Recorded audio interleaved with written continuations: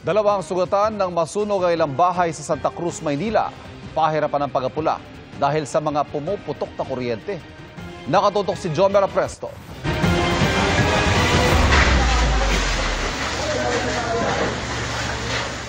Ganito kalaking apoy ang sinusubukang apulahin ng mga bumbero sa bahaging ito ng Milagros Street sa Santa Cruz, Maynila pasado alas 2 ng madaling araw kanina.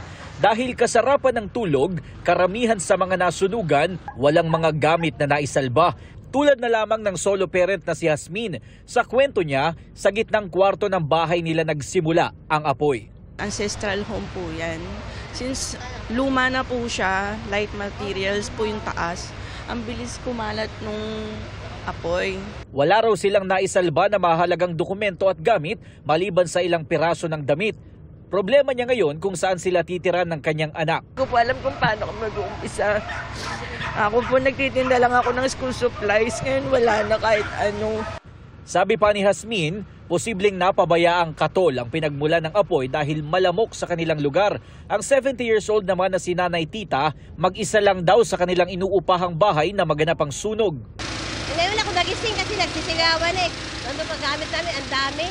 Pero maswerte raw at hindi inabot ang kanilang tinitirhan. Marami namang residente ang lumikas bitbit ang kanilang mga alagang hayop.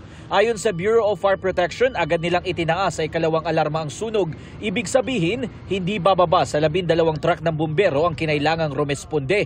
Tumagal ng halos 3 oras ang sunog bago na apula. Dakong alas 4:53 ng madaling araw, 2 tao ang napaulat na nagtamo ng minor injuries. Sabi pa ng BFP, naging hamon sa kanila ang mga pumuputok na kuryente. Pero agad din naman daw pinatay ng Meralco ang supply ng kuryente. Mayroon po tayong siyam na bahay na involved. 3 po dyan ang totally sunog talaga.